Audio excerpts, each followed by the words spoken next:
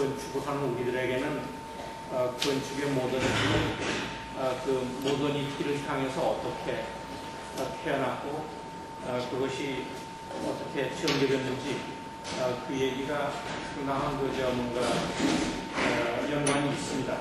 모더니즘의 사실은 그 전성기라고 생각할 수 있는 것은 2차 대전 후에 그 1950년대가 이제 결정기라고 생각이 듭니다. 모더니즘이 태어난 제일 중요한 그 원인은 19세기가 어떤 특징이 없는 그러한 그 건축적인 세기였었어요.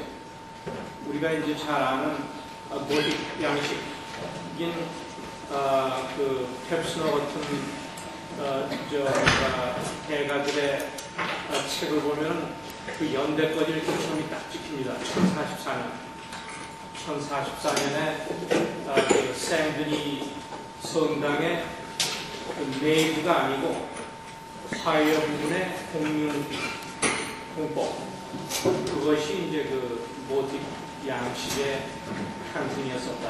그리고 그것을 간혹하는 사람이 그 생드니의 대주교 아버지죠. 그러니까 그걸 갖다가 만들어내는 마스터 메이슨이 누구라는 거는 기록이 없지만도 1044년이 고딕 양식을 낳게 했다. 그런 그 기록이 있습니다. 고딕이 한 200년 정도를 갖다가 개화를 했고 그것이 플램보얀트 양식이라는 걸로 이제 바뀌어지고 그런 와중에 15세기에 르네상스가 이제 그 피렌체를 중심으로 해가지고 개화가 되는데 고딕 양식의 그 수명이 얼마나 길었느냐 하면은 피렌체에서는 르네상스가 태어났을 때 영국에서는 케임브리지 대학교의 킹스 칼레지 채플 그것이 지어졌어요. 그러니까 같은 때에 르네상스는 태어났고 고딕은 그 아주 후기 고딕의 최대 걸작이라고 이룰 수 있는 그 케임브리지 대학교의 킹스 칼레지 채플 그 팬볼드가 지어졌습니다. 건축이 그 여러 세기를 항상 이렇게 지배적인 어떤 양식으로서 마지막은 이렇게 정리를 했는데 19세기에 와가지고 그것이 전부 끊깁니다. 19세기에 제일 그 중요한 그 두 경향은 신고전주의인데 신고전주의를 이제 그 역사가들이 하는 소리지만 로맨틱 네오클래시시즘 그리고 레셔널 네오클래시시즘 이렇게 두 분 나눠요. 사실 나도 두 분을 갖다가 무슨 기준에 의해서 한쪽은 로맨틱이라고 그러고 한쪽은 레셔널이라고 그러는지는 모르지만 그 로맨틱 네오클래시시즘의 대표 건축가는 독일의 칼 프리드리히 슌켈입니다. 그래서 1820년대서부터 1850년대 정도까지 그 중요한 건축을 베를린 위주로 많이 만들어냈어요. 거기에 대조되는 그 레셔널 네오클래시시스트 건축가는 프랑스의 옹리 라브루스트입니다. 그 라브루스트의 레셔널 네오클래시시즘이 과연 그러면은 어떻게 해서 좀 더 합리적이라는 형용사가 붙는지 그건 사실 나도 좀 이해가 안 가는 부분이지만 히스토리언들에게는 대개 그렇게 정의가 내려져 있습니다.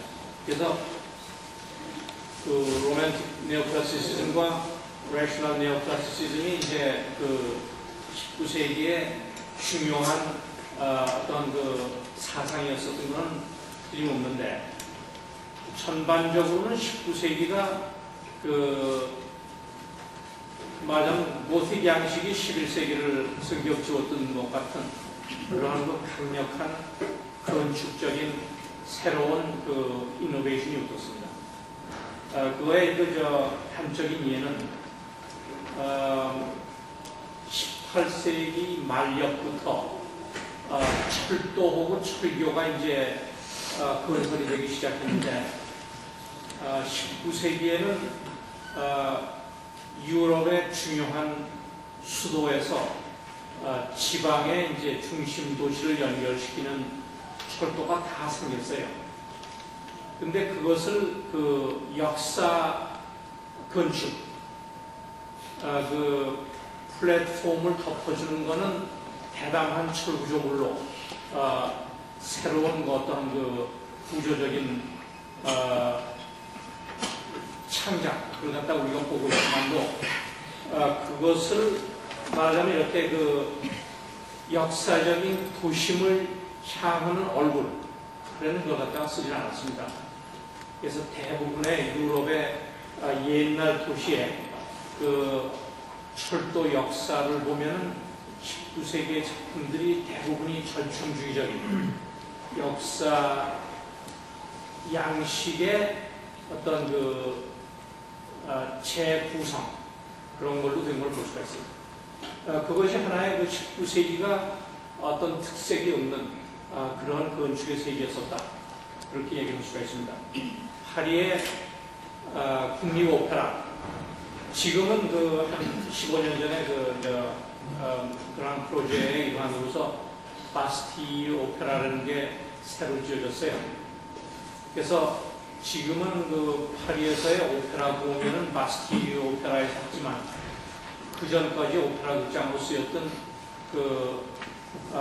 말하자면 아주 그 역사적인 중심의 파리 오페라, 그것이 그 샤를 가르니에의 작품으로서 19세기에 지어졌는데, 그것을 이제 비올레르 듀크 같은 그러한 19세기의 사상가들은 어떻게 얘기를 했느냐 하면은, 건물의 반 이상이 메인 스테어 그리고 살롱, 그러니까 순전히 사교의 장소로만 할애가 됐지 실제로 오페라 공연을 하기 위한 것은 한이 못 미쳤다, 이런 비판을 했고, 우리가 학부 다닐 적만 해도 건축 역사의 강의에서는 파리의 오페라는 그게 우리가 본받은 하나의 전형으로서가 아니고 하면 안 되는 뭐가 잘못된 그런 하나의 케이스 스터디로서 파리의 오페라를 갖다 우리가 얘기를 들은 일이 있습니다. 그 후에 한 30년 지나니까 세상이 달라져가지고 이제는 그 파리 오페라 같은 파리 오페라 정확하게 얘기하면은 엠파이어 스타일이라고 그러죠. 그러니까 엠파이어라는 게 이제 나폴레옹 2세, 그러니까 엠파이어 제국 스타일 그렇게 이제 부르지만 조금 더 보편적인 단어로 보면 절충주의적인 그러한 양식입니다. 그것이 19세기의 대부분의 공공건물을 만들어낸 그러한 경위였었기 때문에 그거에서 탈피하려고 하는 그러한 어떤 각성, 그것이 많은 경우에는 서로 교감이 없이들 어떤 경우에는 브루셀, 어떤 경우에는 베를린, 어떤 경우에는 비엔나, 그렇게 파리, 그리고 태평양을 건너서 미국에, 그래서 제각기 새로운 건축을 향해서 뭐를 다르게 해야겠다, 그러한 각성이 일어나기 시작했습니다. 그것이 이제 모더니즘, 우리가 건축에서 얘기하는 모더니즘 경우에 따라서는 웬일인지 일본 사람들이 근대 건축이라고 한글로 쓰기 시작을 했는데, 내가 생각하기에는 현대 건축이라고 그러는 것이 좀 더 우리 듣기에는 표현하고자 하는 거고 맞을 거로 생각이 드는데, 현대 건축 또는 근대 건축이라고 부르는 것, 또는 우리가 조금 더 포괄적으로 모더니즘이라고 부르는 건축적인 새로운 사상, 그거에 말하자면 태동을 가지고 오게 한 직접적인 원인이 역사주의에서 표현된 거였었어요. 두 번째 내가 키워드로 기능주의라고 썼습니다만, 아주 뭔가 단순하게 우리를 갖다 오도하는 그런 그 하나의 센텐스는 모더니즘 건축이 기능주의 건축이라고 얘기를 한 경우가 있어요. 특히 그 대중적인 언론 매체 같은 걸 보면은 모더니즘 건축은 즉 기능주의 건축이라는 식으로 그렇게 쓰는 일이 있고 경우에 따라서는 사실은 그 건축을 좀 안다는 사람들이 얘기할 적에도 모더니즘 건축을 기능주의하고 결부시키는 일이 있습니다. 기능주의는 모더니즘 건축에서는 필수 부가결한 그러한 그 요소이면은 틀림없지만 기능주의가 모더니즘 건축의 전체가 아니에요. 그냥 그걸 갖다가 이제 제가 여러분께 강조하고 싶은 건데 아까 그 예를 들었던 파리 오페라에 말하자면 화실을 위한 그 세레모니얼 스테어 그리고 그걸 올라가면 그 중심 축상에 있는 메인 그 홀 그리고 여러 별실 그러니까는 순전히 사교의 장소로서 쓰여지는 공간을 반 이상을 만들어냈다는 것. 그거 자체가 이제 모더니즘 건축을 향해서 움직였던 여러 아키텍트들에게는 대단한 그 불만의 원천이었었습니다. 그러니까는 그 건물이 인간 활동을 위해 가지고 말하자면 공사를 해야 하는데 그 본연의 임무는 저버리고 너무 이렇게 말하자면 불필요한 그러한 것을 갖다가 너무 많이 봤기 때문에 그걸 갖다가 제거해야겠다는 그러한 그 강력한 의지들을 아까 얘기한 그 여러 모더니즘의 선구자들이 경우에 따라서는 저술을 통해서 경우에 따라서는 자기네들의 그 작품을 통해서 기능주의를 갖다가 얘기하고 있습니다.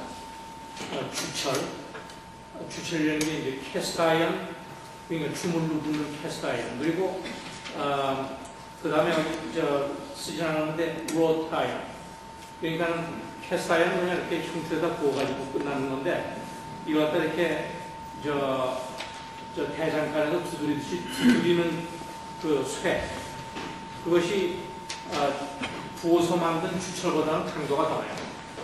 그러니까 그 캐스타이언, 로타이언, 그리고는 19세기 말엽쯤 1870년쯤 돼가지고 강철이 이제 쓰여지기 시작합니다. 그래서 그런 재료, 그리고 거기에 덧붙여서 이제 그 외벽을 구성하는 재료로서 유리. 이제 이걸 유리에 대해서는 간간히 내가 얘기하겠지만 그 유리가 주는 투명성, 그것이 모더니즘 건축에서의 그 모더니즘의 단적인 표현으로서 대단한 뭔가 우리에게 그 임팩트를 주고 있습니다.